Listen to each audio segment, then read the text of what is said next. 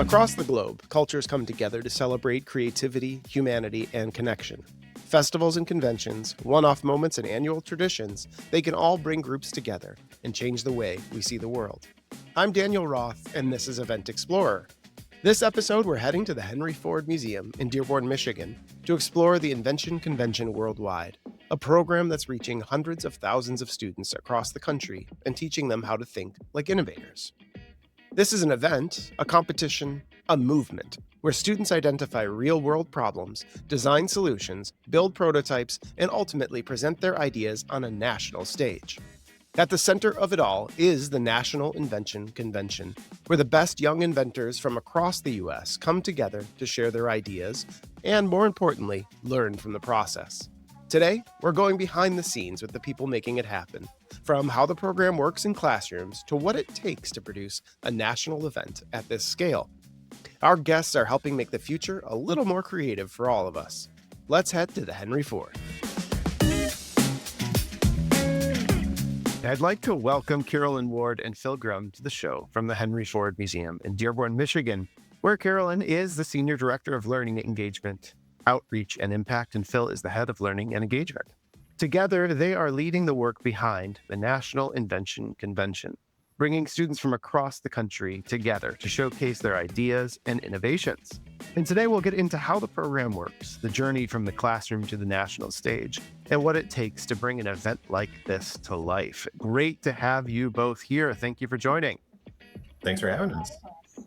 Excellent. I was excited to tell this story. This isn't just the story of one event. This is the story of a movement across the country. It's an educational movement. It is a kind of STEAM or STEAMy, as we'll get into, movement to get kids working together, thinking about innovating, and really prepare them for these 21st century careers, jobs, and ways of thinking that didn't exist 20 years ago, and maybe even some of these, 3 to 5 years ago, as the world is changing so fast, which sounds like a pretty interesting place to be working, at that kind of crossroads of education and technology. So let's talk about your jobs and kind of how you got here a little bit. Carolyn, I'd love to start with you. When did you first join the Henry Ford, and kind of how did you come to the Invention Convention? I've been at the Henry Ford now for over 20 years, which is crazy because it's blank and I've seen a lot. I actually started in the marketing department. I ran sponsorships and membership, and then got involved with the educational team and did a lot of the marketing for the educational team over the years. I led a lot of the brand work at the Henry Ford. And then when we got involved with Invention Convention, I had this opportunity to kind of take on a leadership role and help scale it across the country. And that's happened really since the pandemic. So it's been a really amazing experience to have that role and work with folks all over the country who have kind of shared purpose and want to inspire the next generation of problem solvers. So it really is kind of the culmination of years at the Henry Ford, and maybe my favorite job so far. Amazing. Oh, so that's great to hear. Not everyone can say that, I think, as they move through their career. So you really found a great place. Speaking of which, also a veteran of the Henry Ford, Phil, you've been there quite a bit. You've worn a lot of different hats. If you could take us back, as I'm very familiar with the Henry Ford, but in your explanation of all the great work you do, can you give us a little bit kind of the nickel tour of what the Henry Ford actually is? Yeah, sure. So I think first of all, like for me, when it comes to working at the Henry Ford, right, it's we're a museum, we're an outdoor living history museum, but I think museums just aren't simply about artifacts. They're really about activating ideas, people, and community. And so for us at the Henry Ford, it really starts with our mission, and our mission is to really inspire that next generation of innovators, inventors, creative thinkers to really help recognize and realize their own innovative potential to really shape a better future, not only for themselves, but for the people that they work with, the people that they live around, their families, their friends, and their communities at large. And in my time at the Henry Ford, I've spent it all I've been here for about 15 years, and I've spent it all in this educational and learning space. And I think for me, what's really exciting about, where I've been and where we're going is with sort of the advancements in technology today. Um, it's so much easier for us as an institution to make impact beyond our own brick and mortar buildings. And we can really do some incredible like outreach and connection to people across Michigan, across the country, and really across the globe, which I think is the best part of doing this, is we interface and can connect with so many different people from so many different backgrounds. I bet that was a huge draw in starting out with your career at the Henry Ford. What were those first years like? Where did you start out? Yeah, so I was brought in really for a grant funded project, which again, Carol and I are lucky to do what we do because we're supported by some pretty incredible funders and partners that support the work that we do on top of the institution itself.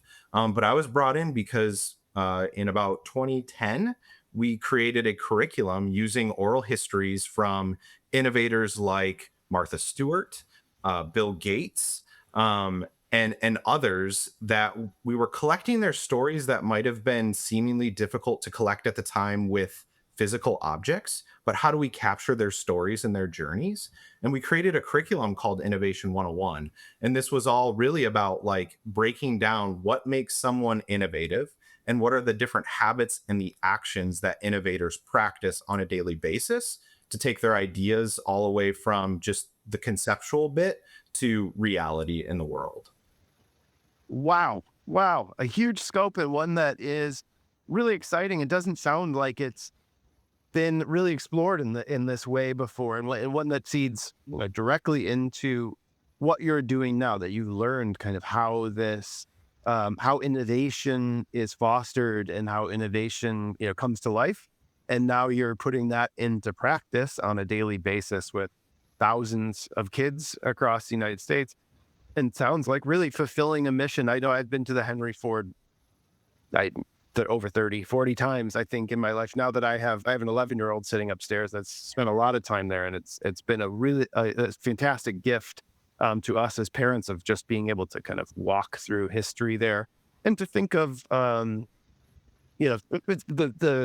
machines and the different kind of techniques and things that just, pop off. Well, a lot of the kids are reading these through history books, or, just maybe watching videos on the internet, but these are things that are hands-on, and you can see that kind of chronology of innovation over the past 200-ish years, particularly that are alive there at the museum.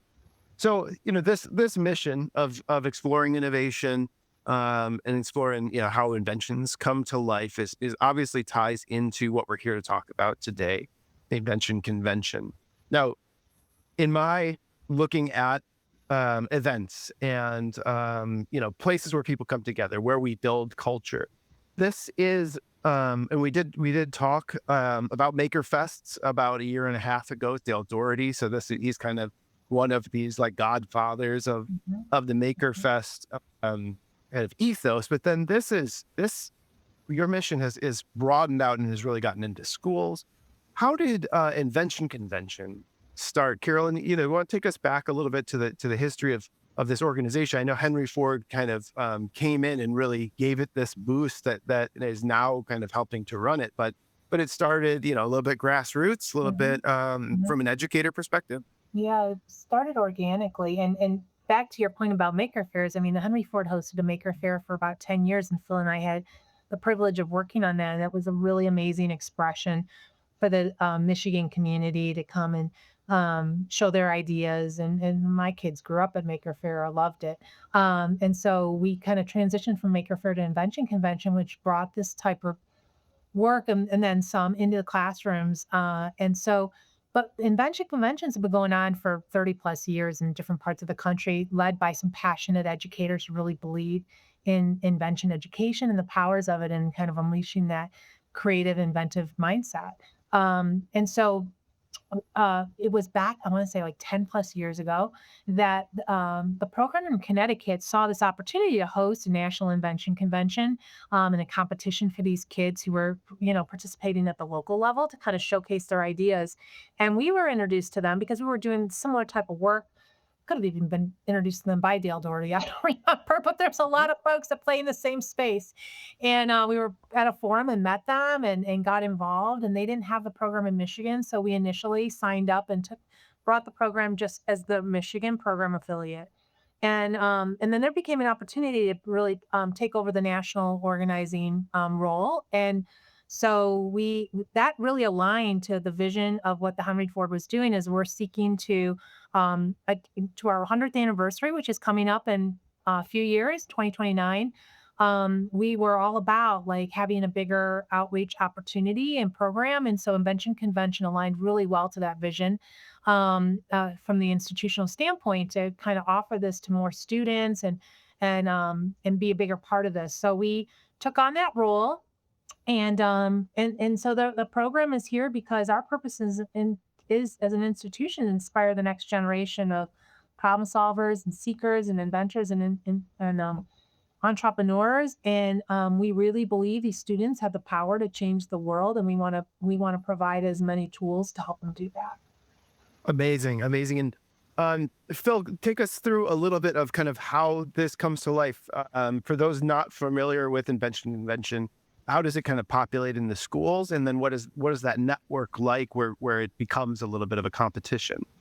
Yeah, so I think the wonderful thing about Invention Convention is it has a very sort of low barrier to participate in it. And what I mean by that is we see a lot of definitely educators and teachers in classrooms engaging with this, but it also, when we speak up to, we use the language educators, right? Because that could mean anything from a K through 12 classroom teacher. It could even mean anyone who's sort of like an inventor mentor for someone, anyone who helps guide a young person along their journey, homeschool parents, out of school time programs. It's really flexible and can kind of fit into many different spaces. And so really what we do and how we support sort of this program getting out to the world is we have a really great online community called InHub. And InHub is home to a platform and about 13,000 plus educators. Again, could be homeschool parents, could be K through 12 classroom teachers, district administrators. They can sign up for this and join InHub for free, where they get access to all the tools and toolkit that you would need to really participate and start doing invention education in their classroom. So it kind of starts from that place of accessing the resources. And as you progress through that, kids are encountering, and young inventors, every journey is really unique. No one journey looks the same.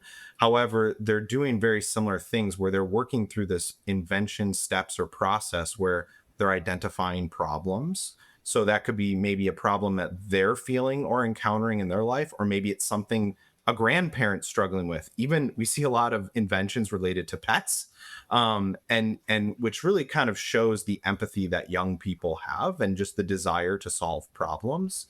And from that point, after they've identified and really clearly defined what the problem or the need it is they're trying to solve, then they go into this whole process of designing, testing, prototyping, and creating something, an invention that really solves and matches to that problem. And that can look anywhere from, we've seen some incredibly technological inventions that use Arduino boards and different tech, but then it could be as simple as cardboard prototypes to really just be able to clarify and communicate your concept. So there isn't really one way to prototype. It comes in all different shapes and sizes. And then as they progress through that process and those steps, what they're doing then is to participate in the competition, right? If you think of a science fair meets a Shark Tank sort of episode, students then are creating a trifold display board is the typical thing we see. And they're creating tools that allow them to communicate what their idea is, why it matters, maybe why it's unique in this space, and then how it works. And the other kind of evidence package that they create as well is they have a logbook. So through this entire journey that they're on, they're really documenting this, which is incredibly important for invention when you think of intellectual property and you think about the different steps and where are the challenges. You're going to fail. You're going to have to take some risks. And so how do you kind of create that journey and that story, and they document that. And when they come and participate in these competitions, it might happen at a classroom level, could happen at a school level. It could be a regional competition that feeds into a state. But what they're doing in these places then is they're communicating and effectively pitching their ideas to judges who then are sort of assessing them on those different key pieces of what was the process. So it's not just about, does your invention work or is it a good idea? It's also, what's the growth in the journey that you went through? What are the struggles? What are the wins? What are the losses? How did you navigate that? So it's more than just an invention competition. And that's why we really talk about this as an educational program, because there's some significant growth that you can really track for students through this entire process. Incredible. Yeah, we kind of have this picture of the inventor in the lab, maybe thick glasses and a white trench coat, or a white, scientist get up. And you don't think about that person. If an invention gets to your house or reaches your job or is alive in the world, they had to have the tools to take that invention and bring it out into the world for people to understand it. They had to have there's a sales kind of aspect or a performative aspect of this that's so important. And as we teach hard sciences and math, and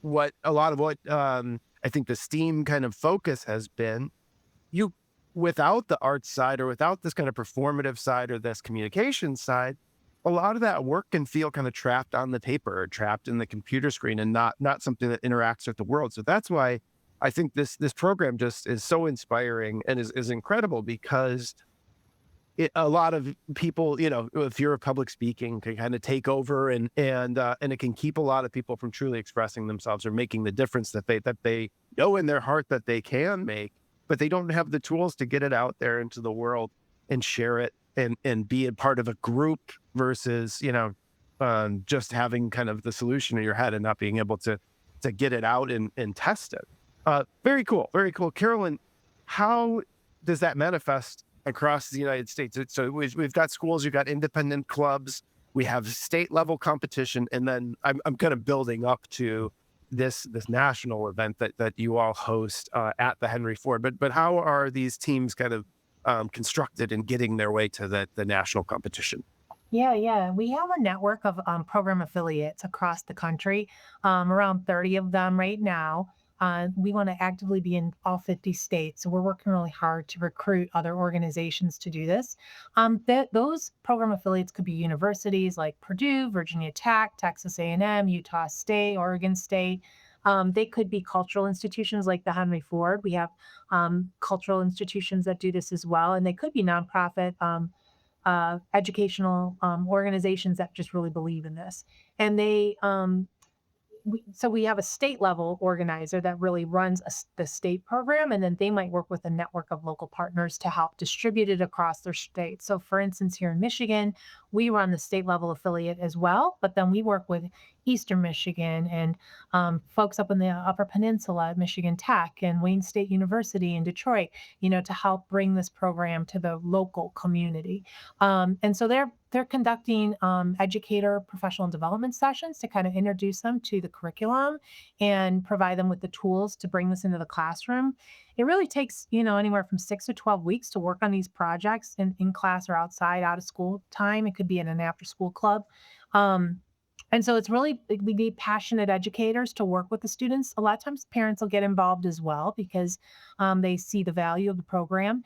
And then it culminates with that typical fair at the school. It could be part of a STEM fair, and we see a lot of times schools or regions that'll do STEM fairs, and invention aligns really nicely with that.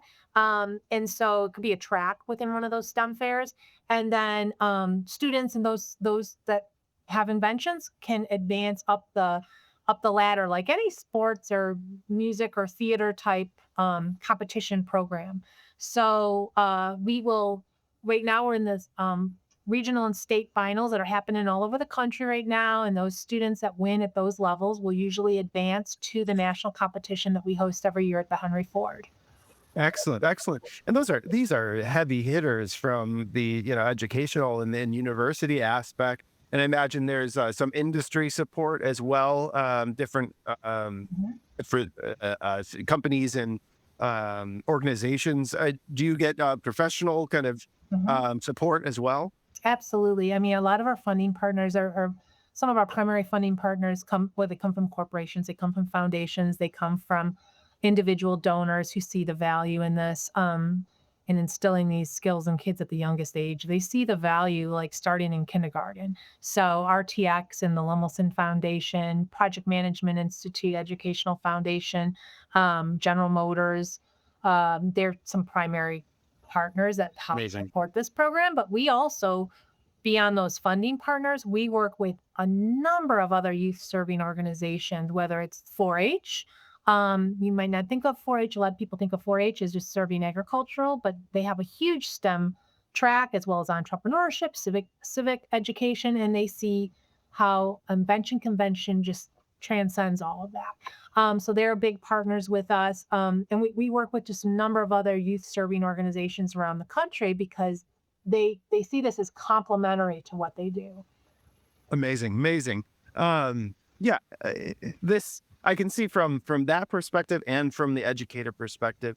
They're putting so much work in the day to day of trying to kind of raise these topics, and you and your organization and the great organization kind of having this program that is so thought out and is so purposeful in its intent must be so welcome. I mean, to a lot of people, that as soon as when a parent discovers, oh, my kid can be part of that, and then boom, they're all in, and all of a sudden they're a coach at the thing they hadn't heard of 6 months ago. Yeah, I'm sure. right. And they kind of see this Mhm, jewel, right, mhm, of the Henry Ford Museum as this exemplifier of kind of what this could be. Henry Ford is this great inventor himself that mhm. also has the museum as a place where this can come to life. So, Phil, what is to the museum? What does this mean to be able to, let's talk, let's get into the national convention. What does it mean to host this at the museum, and what does it kind of bring to the museum as well? Yeah, well, I think there's a couple of things related to the museum and just our organization in general. I mean, I already talked about sort of the mission fit that's there, but I think that there is a real need that we see in the world where like our world is, and we reference it, our world is rapidly changing. And so how are you able to prepare young people for careers that we don't even know maybe what will exist in the next 5 to 10 years? So for us as an organization and for the stories that we tell, we know that if we can expose young people early and often to these stories, it is more likely that they will be able to realize their potential and build these skills and kind of succeed and find these career pathways and set them up for success. And when you look at our stories, we were mentioning sort of the need for the different skills to not only be the inventor in the lab creating the idea, but then being out front talking. It makes me think of how our stories and the people that we share in the collections, the artifacts in the buildings out in Greenfield Village. I think of someone like a George Washington Carver, who was highly successful, not only because he was a great scientist, but he was an awesome artist. And he was able to combine those skills and bring them together. So when you look at how our stories can really be coaches and mentors for the next generation, it really puts it into context for us, especially when you get to the national competition, because we're not just talking now about the George Washington Carvers or the Rosa Parkses. We're actually now talking about these students who are ordinary people, just like the stories that we tell, who are being set up to change our world and really do extraordinary things.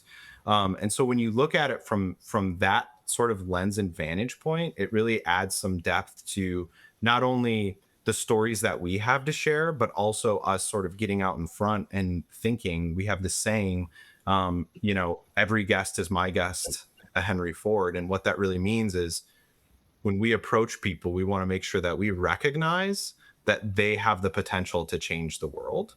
And giving students a forum and a place amongst these great innovators, inventors that we know in our world gives them so much pride, gives them so much confidence. And if we can be just a piece of someone's journey, like that's the impact piece for us, that we want to be part of that journey. We want to inspire and we want to influence. So I think that creates an incredible environment that just, it's kind of an inventor's playground when you put it in the context of the museum and the people who are running around and sharing their ideas and meeting others. Over the time of the convention, they're here for, is it a weekend or a few days at the museum? What kind of programming and hosting do you do to kind of just celebrate what they've done and give it the scale that it deserves? I can take that one. Sure. Go ahead. It's a 3-day experience, and I'll tell you, I've talked to kids from all over the country, and I've asked them what they thought of the Henry Ford. And my favorite was the fifth grader from Connecticut saying it was the Disneyland for geniuses, which I said, I want to steal that and use that. Mhm. He got it. And if you talk to these kids, when they arrived, it's not lost on them that their ideas could be on display at the Henry Ford someday. Like they realize this is a really special opportunity.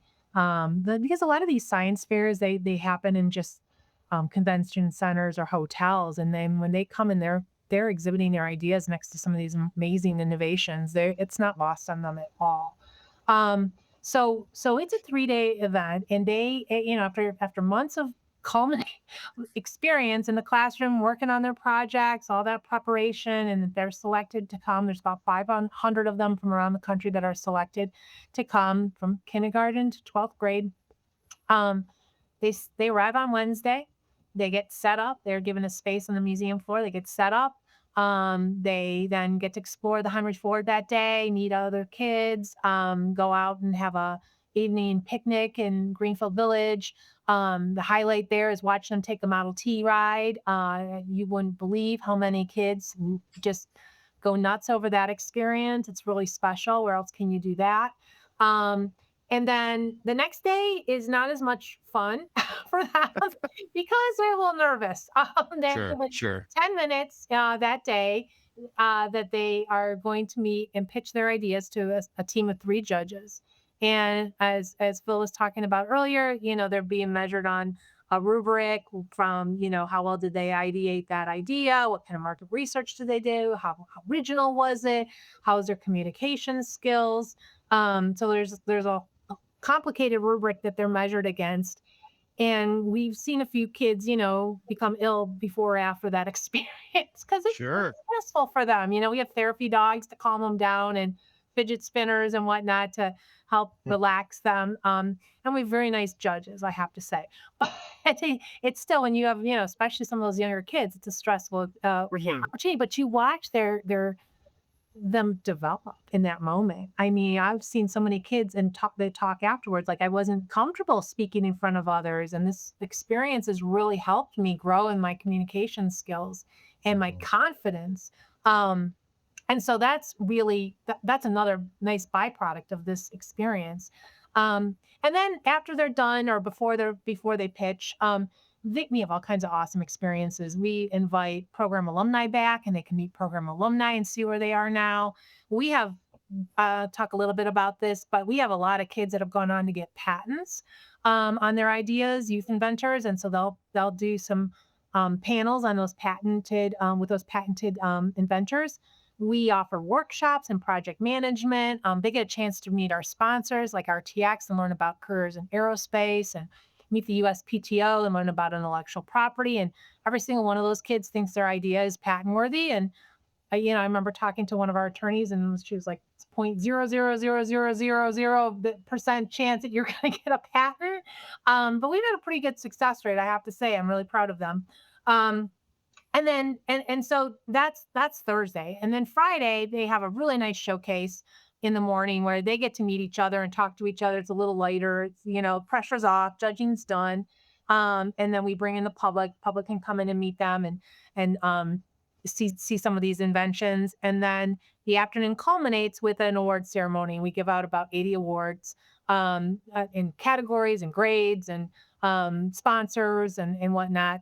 And so that's a highlight, the culminating of the 3 days Hmm. for 'em, celebrate all their achievements. And we always like to say they're all winners. All 500 of Sure. them that came are all winners. If they don't walk away with the trophy, they're still a winner. So, And this is an experience, that the parents get to see oh yeah, their children kind of excel at this level. They, like you were saying, to connect.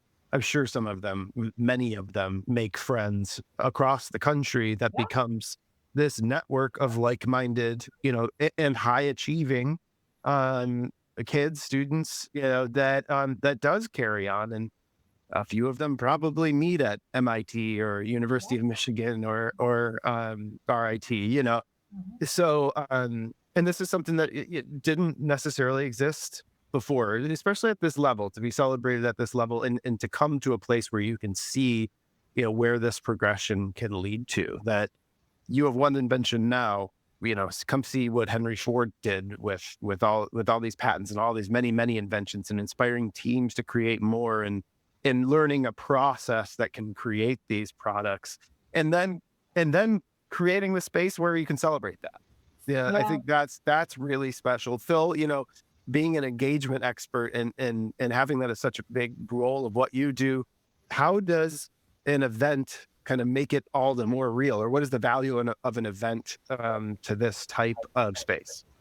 Well, I think the event itself, right, to the point of, there isn't just one winner, right? There's multiple different categories and things like that that we do there by age, by specialty or industry award, could be health and things like that. So it's not necessarily about the outcome. It's really the journey. And I think what the event allows students to do, especially with their families, is to celebrate that as an accomplishment in and of itself. And how, I mean, if you think about when I was growing up, I played sports. And so it was, you play the game, you win the tournament, you get the trophy, and that is your acknowledgement that you succeeded in something. And when you think about students who, and not to say that these inventors also don't play sports, but when you think about sort of people who are more inclined, who are looking for, how can I take my ideas into the real world? I'm taking a different path, right? There's other programs in the space like a First Robotics and things like that, but to be able to be showcased in this format, in this forum, to Carolyn's point, the confidence goes up. The feeling of achievement is incredibly high, and I think that it's not it's not about if they again go on to get that patent, but we hear from people who've been through this program, who have gone on to college, and maybe they became engineers, maybe they became, business, whatever, anything really. But they speak about how the skills that they built through this experience is really Mhm. what carried them to that place. And for Mhm. them to be able to now go in front for a job interview to speak about this, to also Mhm. talk about the intangible skills that they received, like, the event is great, but it's sort of what comes after that and what it transforms within them that really helps give them that boost, I think, for wherever they want to take their next step. And again, some of these are second graders who just have to go to third grade next year or Sure, something like that. sure. So, the repetitive and sort of the continuation of that journey is, the path looks different for everybody. But I think that it's really the journey, and we Mhm. talk innovation journeys all the time. And I think that's really just a part of the story. It's incredible, and when you look at, sometimes we even if you look from a 30,000 foot view at some of the things at the Henry Ford, you see, oh, they made this thing. But what you guys do a lot is tell that backstory, that journey kind of way, and people, achievers, achieve throughout their lives, and they keep on. This is one of those kind of stair steps, as some really fantastic humans make their way into public life, and a career or a passion. All right, so we are looking towards, we're at states and regionals now, and then Carolyn, the team's getting ready. So what's hosting this year's convention? What are you excited about for this year? We have had tremendous momentum. We have gone from 200,000 students across the country to 300,000 students across the country in 1 year, which I'm still like a Yeah, little awed by. flabbergasted. Yeah, I want to say I'm still like to even say that I'm always like, yeah, we're really incredible. proud of that. We have incredible network that's bought in and passionate about this work. We're in this is less than 2 months. What we say, T minus 60 or whatever to count down, and we're just like Mhm. in the thick of it. The planning takes a team of subject matter experts that wear a lot of different hats. And I would say we're a nonprofit and therefore we're a lean operation. But we are really fortunate to have some wonderful folks that work both here in Michigan and across the country that kind of come together and pull this experience off and for these families. Yeah, right now registration's just opened. So some students are starting to register for the experience. And we offer scholarships. So for some families in need, because it's very expensive, as you can imagine, to travel from Yeah. in California or Arizona or Texas, we have a scholarship program that's offered through the generosity of donors that covers the cost for the student and their parent to or chaperone to make the trip.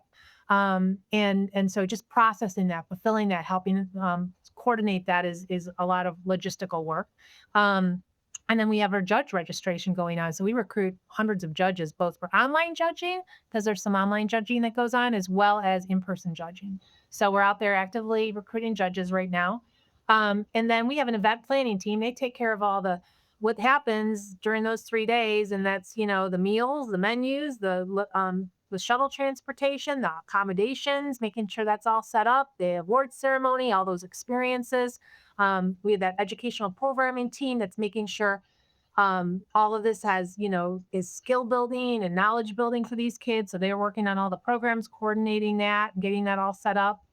Something that sometimes goes overlooked, but it's really the main reason we have this competition is our competition integrity team. And that's also known as the judging process. And they're out there, recruiting judges, training judges, ensuring they know how to work with kids, and make this a good experience for those students.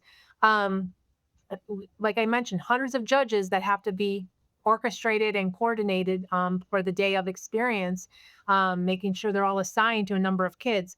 Then we have a marketing and communications team, and they do things from like really ordering really cool swag for the kids, and we're very intentional about what we give out. We make sure it's environmental. What we say, we practice what we preach, and that it's environmentally sourced. It's made in the United States.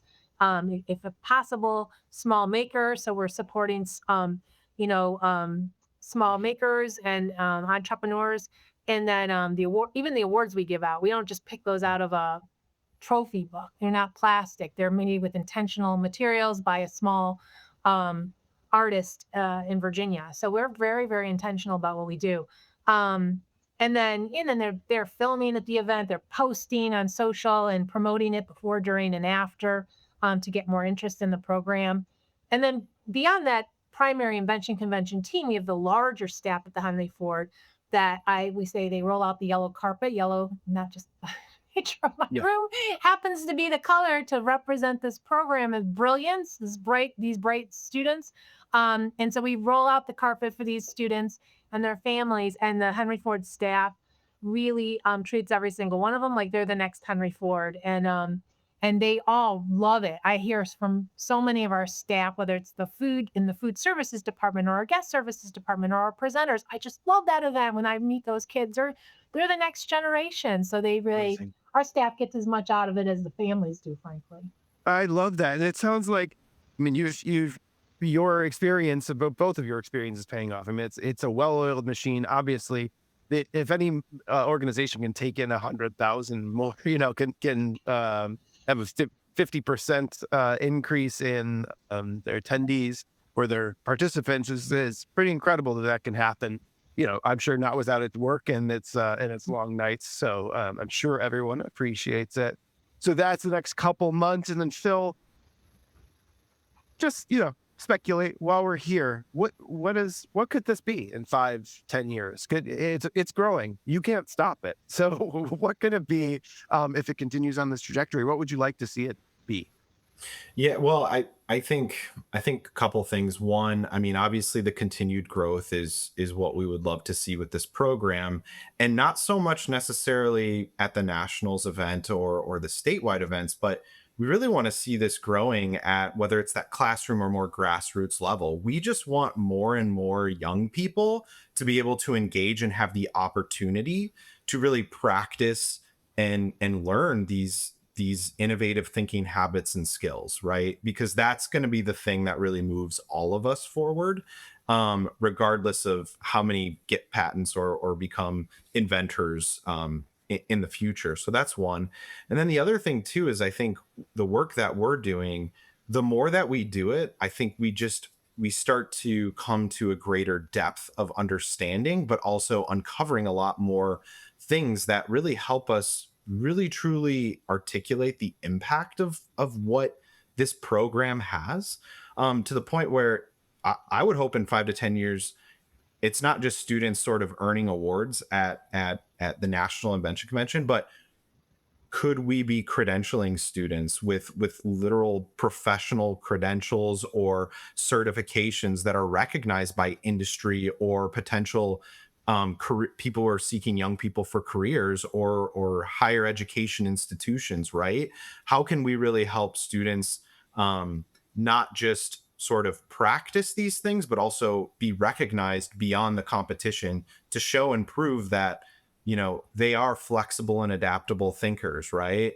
They are critical thinkers, and those sort of durable or intangible skills that we know that all employers are looking for people to have. Certainly that a problem isn't a problem. It isn't without.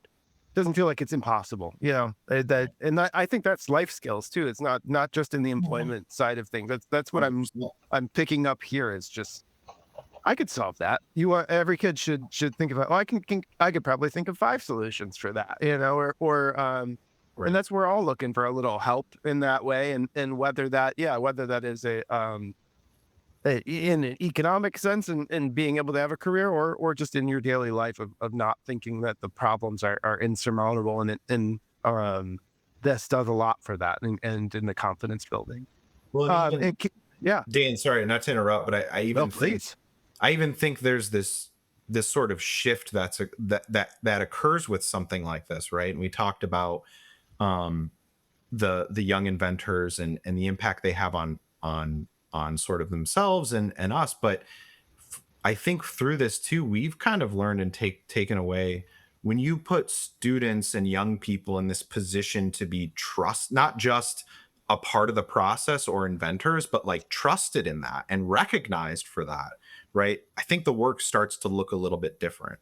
And it starts to shift, especially when you put them more in a position where they have agency over their own learning. So I think that's something too that we see and sort of want to lean into more of. How do we really leverage that and help these creative young people kind of have their own agency and really make an impact and be trusted in that to do that.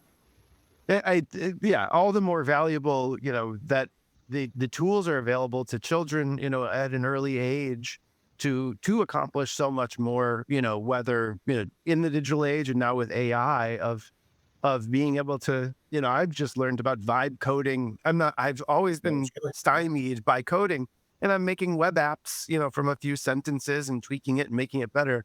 If I started down that at 10 years old, to make a solution for a real problem, I'm going to be by the time I'm 20, I'm going to have made, thousands of these things. So, but putting it in the right direction, making sure that it's focused on something that is going to feel good and that has value and can bring value to others. That's what's just so amazing about what you're doing.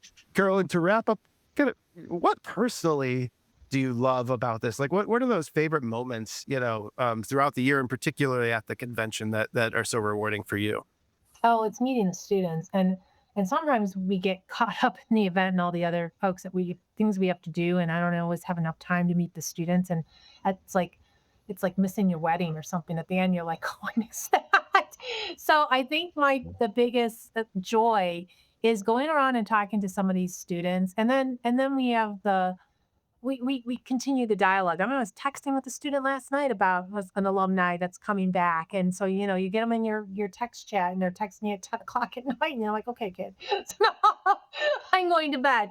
But it no, I think I have been blown away by the just pure genius out of these youngsters, and their personalities and their empathy and what they're doing. I mean, we had this young guy from Pennsylvania who came up with a few years ago the social emotional learning bench, and he came up with this idea because at school his buddy would get really upset and he couldn't control his emotions, and he watched that happen and he wanted to help him out. So this bench had like little different moods to sit in if you were, to basically kind of calm down, and the way he presented the story would just bring tears to your eyes. And he was like in third grade. He was, wonderful. And then, we've had a young girl, that came up with a curly girl helmet, and it was, bike helmets weren't fitting her hair well. And so she came up with it where it would have holes in it to be more comfortable for her head. That was really personal and meaningful to her. And then a high schooler, I'm so excited about this. Actually, I think he was in middle school. He lived in Connecticut. Anyone has deer problems. We have deer problems here in Michigan. People get Lyme disease, which is horrible. He's come up with a rapid test for Lyme disease that he invented like in 8th grade. He's now at the University of Chicago, and he's got his own biotech firm, and he's bringing that to market this summer. And he's flying Wow. up 22. I'm going to meet him for the first time because he competed in Invention Convention before I got involved, and so I'm so excited to meet him. And he's going to come back to the Henry Ford and meet the kids and tell us Yeah. story. And we're so You might excited. be scouting. I think you might be scouting for some future I hope employees. so. Yeah, I think probably. the one, but the story I love to share is this youngster is amazing. Nathaniel grew up in Atlanta, and rains a lot in Atlanta, and he'd be going to school with his dad would be walking him to school, and they struggle to stay dry under the umbrella. So him and his who dad had some patent engineering experience, helped devise, like using selfie sticks, a dual handle umbrella for the kid to hold the bottom handle and the parent to hold the upper handle to keep them dry. And they tinkered with this when they were in Atlanta and filed for patents, and they moved to California where it doesn't rain as much. But he got involved in the Invention Convention in California, competed when he was in 8th grade, came to the Henry Ford, won the Originality Award for the dual handle umbrella, then somehow got connected to Shark Tank, and Shark Tank brought him on the show, and he pitched his idea and got $100,000 to go to market with the Duo. And that dual handle umbrella we now sell at the Henry Ford stores. It's on Amazon, Nordstrom, Target, Kid Invention. Wow. And so Nathaniel's now 11th grade. He's been back to the Henry Ford 3 times since competing to share his story and inspire others. And I was really taken aback by how insightful he is. He says Invention Convention is as much about the convention as it is about the invention. Mm. And by the convention, he's not talking about the 3-day event. He's talking about the community that supported him in this. The teachers, his parents, the affiliate, other educators, the Henry Ford, patent attorneys. He says, without that, I wouldn't be where I am today, and so Mhm. he really credits that. And I just found that to be so insightful. And I'm excited he'll be coming back again this year. He's like autographing, the kids love him. He's like a celebrity. He's like our That, Michael Jordan. of course, great. Yes, and and still in high school. Amazing. Yes, he's still in high Uh, school. Yeah.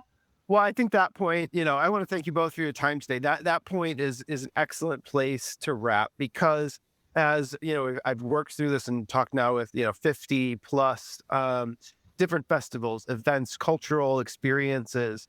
it starts off, I think a lot of people's perception about an event or a convention is maybe to sell something or to enjoy and relax or to, you don't think about it. I think we all know in our hearts or in the back of our minds that this is a place where I can have a life-changing experience, but it's kind of not in the forefront. And what you are doing is creating kind of the space for that. And I think you're holding it to a very high standard, and the standard of the Henry Ford as well adds to that, the prestige of that. So I just, say congratulations on all the success and thank you for what you're doing for our world. And I hope you continue. I want to come down and visit in June. It's not just down the road from me, so I'll bring my son to inspire him a little bit, and we'll share the story and get everyone interested. Is there a central kind of web page or place if someone doesn't have this experience at their school or in their community that they can get involved? Yeah, go to inventionconvention.org, O-R-G, and there's a contact us button there, and let us know, and we will support you, connect you if we have a state affiliate, and if we don't have a state affiliate, we have other ways to support you through the Henry Ford. So we welcome all kinds of folks to reach out and get involved. And if you're looking for that employee that, not now, but 10 years from now, this is a good place to help scout that, I think. Oh, yeah. Yeah. Well, thank you both again, and I look forward to meeting you in person soon. Thanks, Dan. We appreciate it. That was Carolyn Ward and Philip Grumm from the Henry Ford and Invention Convention Worldwide. What stood out to me in that talk is that this really isn't a competition about winning and losing. It's about giving students tools to see problems differently and confidence to do something about them. And that's what makes this event so powerful. It's not just a moment, it's a starting point for the rest of their lives. From classrooms to regional showcases to the national stage, these students are learning how to think, build, communicate, and collaborate in ways that carry far beyond the event itself. Now, if you want to learn more about the Invention Convention or how to get involved, you can find links in the show notes. And if you enjoyed this episode, make sure to follow Event Explorer for more stories from the people and events shaping culture, creativity, and community around the world. That's it for this episode. Thank you for listening. I'm Daniel Roth, and until next time, happy exploring.